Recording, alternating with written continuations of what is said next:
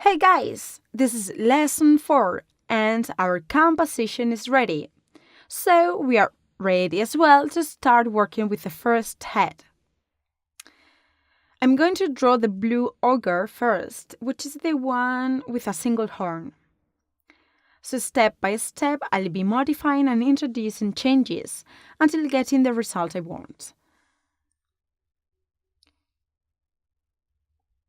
One of the characteristics of the ogres is that they are depicted with pronounced wrinkles and exaggerated features like droopy eyes, dark shadows under the eyes, or a white nose. As I said previously, Oni are Japanese demons or ogres, so it would be a good idea to have references, which you can get from internet, or perhaps you already have something in mind because you have seen it in any kind of fantasy or video game or something like that. So the important thing is to have references.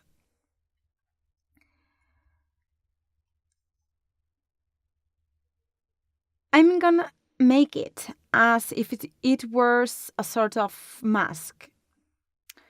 Then I'll add some flowers behind to complete my composition.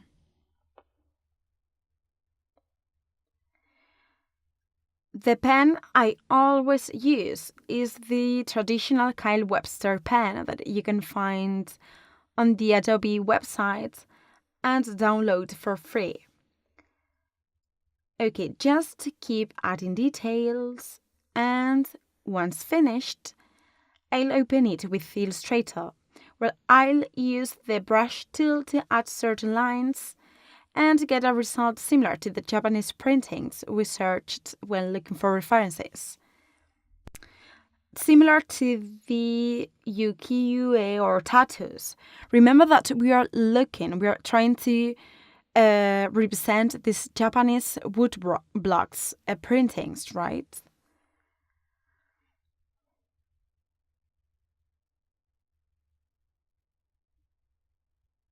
One of the advantages of Photoshop is that it offers you several tools that allow us to edit the drawing easily if there's something we are not happy with. For instance, if we press Ctrl T, which is free transform, or the liquify tool, which is the one I'm using now, and let us deform the drawing. See the difference? Well, guys, I must confess I'm not used to this kind of drawings. But I'm trying it, okay? Well, after making this first draft, I'm going to make a clearer outline to ink it easily later on with Illustrator.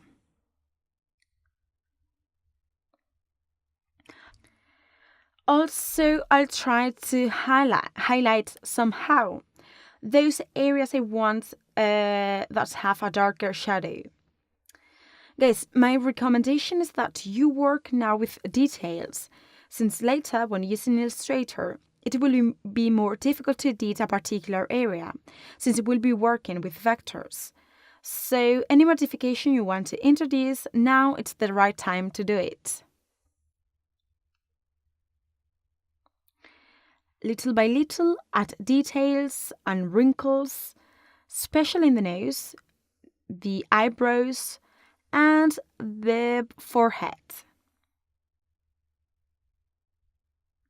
It's also important to emphasize the jaw and pay attention to the fangs, because we can use them to increase the aggressiveness of our demons, since we want them to be quite scary.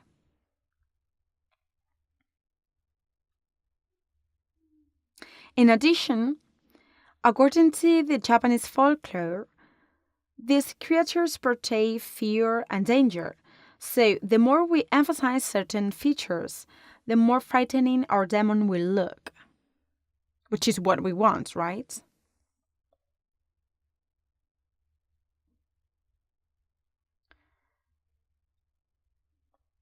Well, I'm just adding details, the wrinkles, and so on.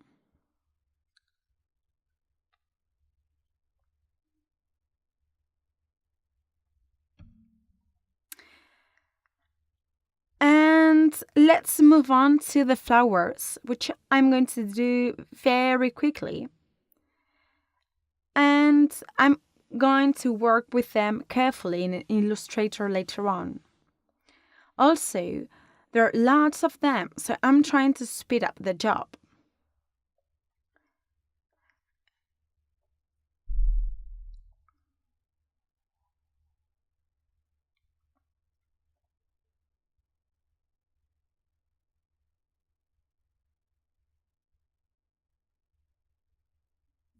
Don't forget the leaves and the stems.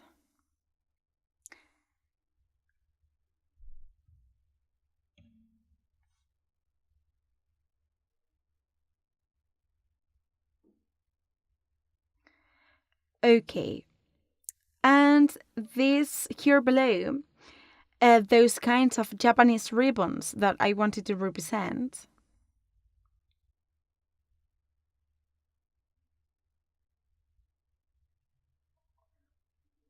Okay, let's come back to the flowers.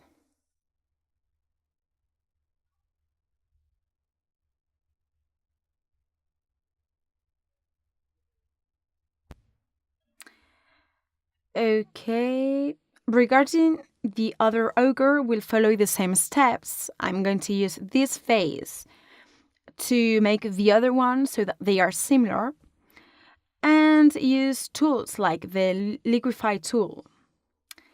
You'll be able to use the second ogre sketch for the inking process if you want. So I provide you my own sketch, and then you'll be able to use it for the inking process. And guys, this is the end of the lesson. Hope you liked it, and see you in the next one. Bye!